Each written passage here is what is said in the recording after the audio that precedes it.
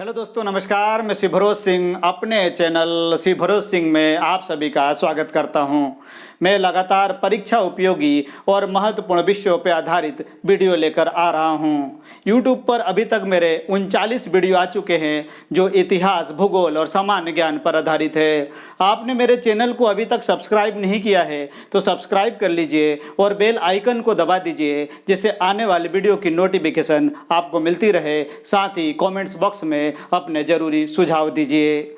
आज फिर मैं आप लोग के बीच एक महत्वपूर्ण वीडियो लेकर आया हूं, जिसका विषय है चक्रवर्ती सम्राट अशोक का धम्म भाग 2। इसके पूर्व मेरा वीडियो चक्रवर्ती सम्राट अशोक का परिचय भाग 1 अगर आपने नहीं देखा है तो उसे देख लीजिए, ताकि मेरे इस वीडियो को आसानी से आप समझ सकें। अब मैं सर्वप्रथम यहाँ पर आपको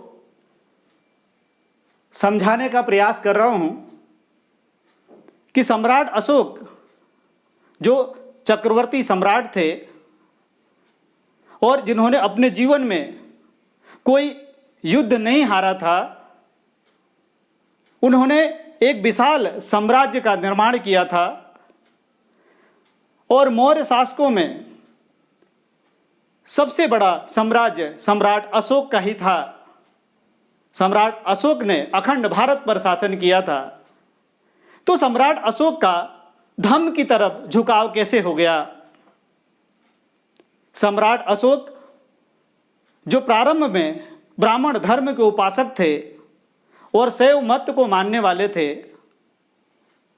उनका झुकाव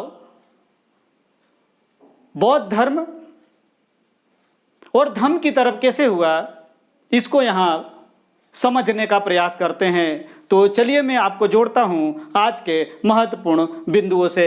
तो सबसे पहले हम ऐतिहासिक पृष्ठभूमि को समझ लेते हैं कि सम्राट अशोक का झुकाव जो है बौद्ध धर्म यानी धम्म की तरफ कैसे हो गया। तो यहाँ पर हम देखते हैं कि अपने राज्याभिषेक के 8वें वर्ष, इसे कोड कीजिएगा, अपना राज्याभिषेक के 8वें वर्ष यानी 261 ईसा पूर्व में कलिंग से युद्ध हुआ और इसमें सम्राट अशोक ने जीत हासिल की। इसकी पुष्टि अशोक के 13वें शिलालेख में होती है, जिससे जानकारी मिलती है कि अशोक का कलिंग के साथ युद्ध हुआ था। मौर्य सम्राटों में सम्राट अशोक ही थे जिन्होंने कलिंग को जीता था। अब इस कलिंग के युद्ध में किस प्रकार की घटनाएं घटित हुई जिससे सम्राट अशोक का झुकाव जो है बौद्ध धर्म की ओर हो गया। अब यहाँ पर हम देखते हैं इन महत्वपूर्ण बिंदुओं को कि इस युद्ध में 1,50,000 लोगों को बंदी बना लिया गया, 1 लाख लोगों की हत्या हो गई और इससे अधिक लोग जो है इस युद्ध में मर गए। यह युद्ध इतना भयानक था, इस युद्ध में इतना रक्तपात हुआ, इस युद्ध में इतनी जनहानि हुई कि अशोक का मन द्रवित हो गया, अशोक का हृदय परिवर्तन हो गया और अशोक हिंसा के मार्ग को छोड़कर अहिंसा के मार्ग और शांति के मार्ग पर चल पड़े और उन्होंने बौद्ध धर्म को स्वीकार कर लिया। अब हम अगले महत्वपूर्ण बिंदु को यहाँ पर देखते हैं कि रक्तपात और नरसंहार के कारण अशोक द्वारा हिंसा का मार्ग त्याग दिया गया और शांति तथा अहिंसा के मार्ग का अनुसरण किया गया और यहाँ से बौद्ध धर्म की तरफ अशोक का झुकाव हो गया और अशोक ने बौद्ध धर्म को स्वीकार कर लिया। अगला महत्वपूर्ण बिंदु देखते हैं जो अशोक के विषय में बौद्ध धर्म के झुकाव की तरफ या किसने बौद्ध धर्म में अशोक को दीक्षित किया। शुरुआती दौर में ऐसा कहा जाता है कि मोगली पुत्र 30 के संपर्क में आने से अशोक का झुकाव बौद्ध धर्म की तरफ हो गया था, लेकिन वास्तव में बौद्ध धर्म की तरफ अशोक का झुकाव कब हुआ और बौद्ध धर्म में अशोक को किसने दीक्षित किया, इसका अध्ययन हम करते हैं परीक्षाओं के दृष्टिकोण से। ये बहुत ही महत्वपूर्ण है। तो यहाँ देखते हैं दिव्यावदान, कोट कर लीजिएगा। दिव्यावदान के अनुसार अशोक को बौद्ध धर्म में दीक्षित करने का श्रेय बौद्ध भिक्षु, कोट कर लीजिएगा, कि उपगुप्त को जाता है। अब बौद्ध धर्म की तरफ अशोक का झुकाव होने के बाद अशोक के विषय में कौन से साक्ष्य मिलते हैं? तो अगला महत्वपूर्ण बिंदु देखते हैं कि अशोक ने अपने राज्याभिषेक के 10वें वर्ष में बोध गया की यात्रा की। बोध गया वो स्थान है जहां पर गौतम बुद्ध को ज्ञान प्राप्त हुआ था। अब अगले महत्वपूर्ण बिंदु की तरफ बढ़ते हैं और यहाँ देखते हैं कि अशोक ने अपने राज्याभिषेक के 20वें वर्ष में लुम्बिनी गांव की यात्रा की और लुम्बिनी वह स्थान है जहाँ गौतम बुद्ध का जन्म हुआ था। यानी अशोक पूर्णतया जो है बौद्ध धर्म की तरफ अशोक का झुकाव हो गया था, लेकिन इतिहास में कहीं भी ऐसा साक्ष्य नहीं मिलता है कि अशोक ने अन्य धर्मों के साथ किसी प्रकार का भेदभाव किया। अशोक के शासनकाल में सभी धर्म फल फूल रहे थे। अब हम यहाँ पर समझते हैं कि अशोक का धर्म क्या है, तो हम सीधे अर्थों में ये समझ लेते हैं कि अशोक ने जो नैतिक सिद्धांत दिए वही अशोक का धर्म है। धर्म शब्द जो है संस्कृत के धर्म का प्राकृत रूपांतरण है। तो इस धर्म के अंदर कौन सी महत्वपूर्ण बातें कही गई है, यहाँ पर इसका अध्ययन करते हैं। तो यहाँ पर महत्वपूर्ण बात कही गई है अल्प पाप, यानी मनुष्य को पापों से बचना चाहिए। अत्यधिक कल्याण, मनुष्य को ऐसा प्रयास करना चाहिए जिससे दूसरों का भला हो। दया का भाव रखना चाहिए। दान करना चाहिए। सत्य बोलना चाहिए। पवित्रता जीवन में अपनानी चाहिए और मृदुल भाषी यानी मृदुता होनी चाहिए और साधुता का जीवन जीना चाहिए। अब अशोक ने कहा कि इतने गुण मनुष्य के अंदर होना चाहिए। ये मनुष्य के अंदर ये गुण कब हो सकते हैं और मनुष्य को इसके लिए किन चीज़ों का अनुसरण करना चाहिए, तो उसके उपाय भी अशोक ने यहाँ पर बताए हैं। अशोक ने कहा कि अगर इन बातों को जीवन में व्यवहार में ला दिया जाए तो ऊपर दिए गए गुण जो हैं मनुष्य के अंदर आ जाएंगे। अब किन गुणों को जीवन में व्यवहार में, इन गुणों को जीवन में व्यवहार में लाना है तो किन किन चीज़ों का त्याग कर देना चाहिए, तो हम इसका अध्ययन करते हैं। नंबर 1, प्राणियों की हत्या नहीं करना चाहिए, यानी मानव को प्राणियों की हत्या बंद कर देनी चाहिए। प्राणियों को किसी प्रकार की क्षति भी नहीं पहुंचानी चाहिए।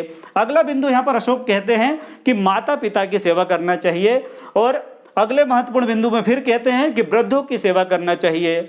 अगला महत्वपूर्ण बिंदु है कि गुरुजनों का सम्मान करना चाहिए। मित्र, परिचितों, ब्राह्मणों और श्रमणों के साथ अच्छा व्यवहार करना चाहिए। दासों और नौकरों के साथ भी अच्छा व्यवहार करना चाहिए।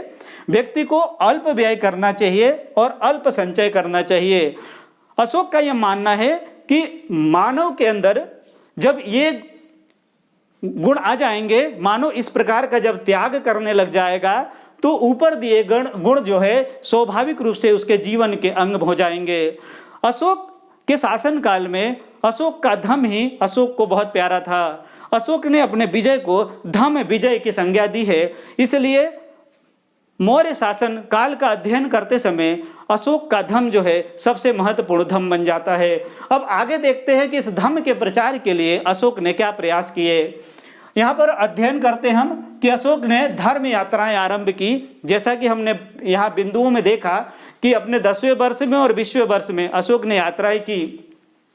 अब अशोक ने अपने धर्म के प्रचार के लिए किन किन अधिकारियों की नियुक्ति की, तो अशोक के लेख 3, स्तंभ लेख 3 और 7 से, इसे कोट कर लीजिएगा। अशोक के स्तंभ लेख 3 और 7 से यहाँ पर हमें जानकारी मिलती है कि व्युष्ट, रज्जुक, प्रादेशिक, युक्त जैसे अधिकारियों को धर्म प्रचार की जिम्मेदारी दी गई। इसी प्रकार से धर्म महामात्रों की भी नियुक्ति की गई। अशोक के 13वें शिलालेख में इसका वर्णन मिलता है। आगे देखते हैं कि अशोक ने अपने धर्म के प्रचार के लिए और क्या किया, तो अशोक ने अपने धर्म के प्रचार के लिए, धर्म के प्रचार के लिए धर्म लिपियों को खुदवाया। यानी अशोक ने पत्थरों पर भी लिपियों को खुदवाया जिससे कि जो है वो लिपियां सुरक्षित रहे और लोगों को अधिकतम जानकारी मिले। अब यहाँ पर और आगे आते हैं कि अशोक ने अपने धर्म को और फैलाने के लिए, अपने धर्म को अधिक फैलाने के लिए क्या किया, तो अशोक ने अपने धर्म को अधिक फैलाने के लिए जो है 13वें शिलालेख कोट कर लीजिएगा। 13वें शिलालेख में इसका उल्लेख मिलता है कि दक्षिणी सीमा पर स्थित देश चोल, पांड्य, सत्यपुत्र, केरल पुत्र, तामपर्णी जिसे श्रीलंका कहा जाता था, वहां तक जो है प्रचार प्रसार कराया। आगे हम देखते हैं कि अशोक ने अपने धर्म के प्रचार के लिए और क्या प्रयास किए, तो अशोक ने अपने धर्म के प्रचार के लिए अपने पुत्र महेंद्र और पुत्री संघमित्रा को श्रीलंका भेजा। और ऐतिहासिक साक्ष्य ये कहते हैं कि श्रीलंका के शासक तिस्य ने बौद्ध धर्म को स्वीकार कर लिया। अशोक के जीवन के संदर्भ में और अशोक के धर्म के विषय में सबसे अधिक जानकारियाँ शिलालेख, स्तंभ लेख और गुहा लेख से मिलते हैं। आपको मेरा वीडियो पसंद आए तो इसे लाइक शेयर और सब्सक्राइब जरूर करें।